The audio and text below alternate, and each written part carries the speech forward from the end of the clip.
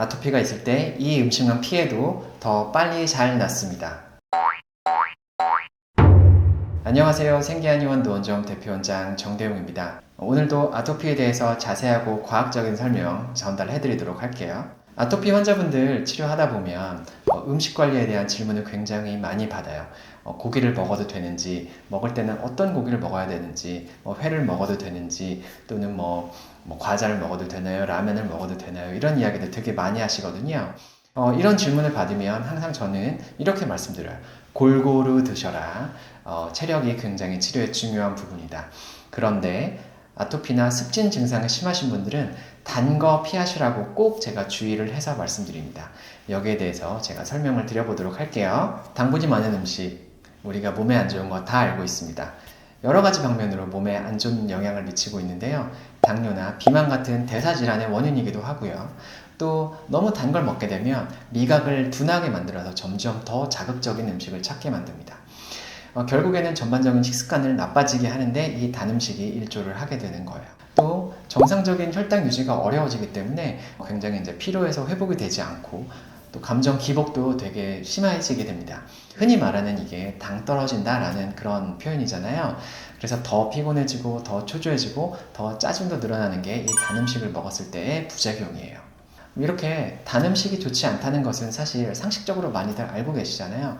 근데 왜 특히 제가 아토피 환자분들이나 습진 환자분들에게 단 것을 조심하시라고 말씀드리는 이유는 단 음식이 피부 상태를 악화시키기 때문이에요. 열심히 길고 긴 노력 끝에 피부가 굉장히 좋아졌는데 단 것을 몰아서 먹는다거나 아니면 치료 중간에 정말 참지 못하고 한 번씩 이렇게 먹게 되는 경우에 증상이 악화돼서 너무 이제 아쉬워하시고 저희도 이제 치료하는 입장에서 굉장히 안타까운 경험을 많이 하기 때문이에요.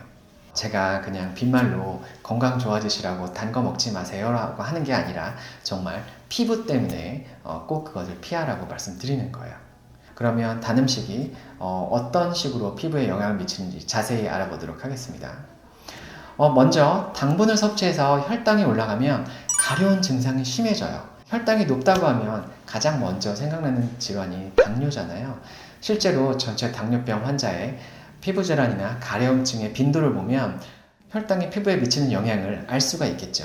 한 당뇨 환자의 한 30% 정도에서 여러 가지 피부 질환이 발생한다고 알려져 있고, 가려움증의 빈도는 이제 연구마다 조금씩 다른데 외국의 연구에서는 한 3.2% 정도, 국내 연구에서는 6.9에서 16.1% 정도로 가려움증이 동반된다고 보고되고 있습니다.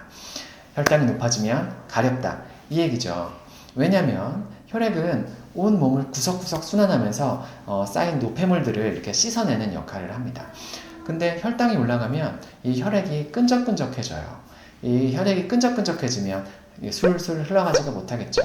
피부에 분포한 모세혈관들은 말초혈관이라서 혈관 안에 있는 공간이 아주 좁아요. 혈액이 흐를 수 있는 공간도 좁고 혈액 자체도 끈적끈적해지게 되면 혈액순환이 많이 저하되겠죠. 혈액이 흐를 수 있는 공간이 적은데 혈액 자체가 단 걸 먹어서 끈적끈적해지면 순환이 더 안 되겠죠. 피부에 쌓인 염증 물질이나 노폐물들을 잘 씻어내지 못하기 때문에 그게 피부에 남아서 자극이 돼서 가려움증이 생기게 되는 거예요. 지금 보시는 그래프는 경구 당부화 검사 후에 혈류량의 변화를 보여주는 그래프입니다. 경구 당부화 검사는 뭐냐면 공복 상태에서 포도당을 섭취한 다음에 혈당이 어떻게 변화하는지를 체크해보는 검사인데요. 혈당이 올라가면 혈액이 끈적끈적해지면서 혈액순환이 저하된다고 말씀드렸잖아요. 이 그래프를 보시면 보통 사람의 경우에도 당연히 당분 섭취한 후에 30분 정도까지는 혈류 속도가 줄어드는 것을 볼 수가 있습니다. 근데 당뇨 환자의 경우에는 한 90분 정도까지 혈류가 지속적으로 감소되어 있는 것을 알 수가 있습니다. 이 얘기는 뭐냐면 혈당이 올라가게 되면 혈류순환에 방해가 되고 그래서 노폐물이 더 많이 쌓인다는 것을 직접 보여주는 실험이에요. 만약에 피부가 중증이고 만성화가 돼서 2차 감염까지 발생했다면 더욱더 단 음식을 주의하셔야 됩니다. 이런 경우에는 거의 끊으셔야 돼요. 2차 감염은 피부 면역이 굉장히 떨어져 있는 상태에서 바이러스나 세균, 곰팡이 같은 나쁜 미생물들이 피부에 감염되는 것을 말해요. 많은 아토피 환자분들이 치료 과정 중에 아니면 혹은 집에서 혼자 관리하시면서 2차 감염을 겪으시는 경우가 많이 있어요.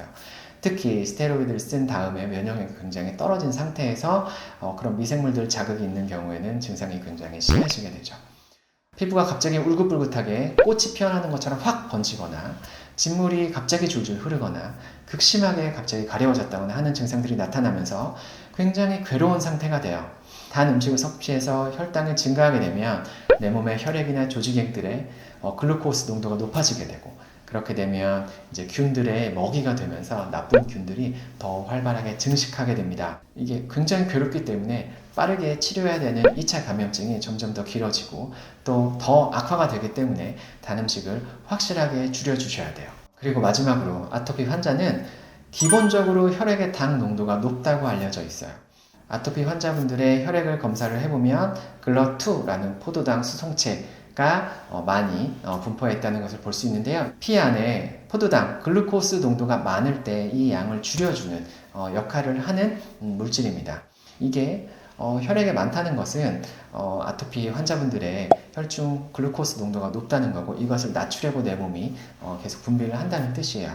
혈당이 높으면 피부에 나쁜 영향을 미치는데 이미 그게 높아져 있기 때문에 단 음식을 통해서 더 그것을 집어넣어주면 악화가 될 따름입니다. 지금까지 아토피 환자분들이 단 음식을 조절해야 되는 이유를 과학적으로 살펴봤는데요. 사실 마음으로는 굉장히 힘들다는 거 저도 알고 있어요. 이것을 먹고 싶다고 하더라도 빨리 치료가 끝나고 싶다면 이 유혹을 잘 떨쳐내시길 바라겠고요. 그렇다면 평생 이것을 먹지 말아야 되느냐? 그것은 아닙니다.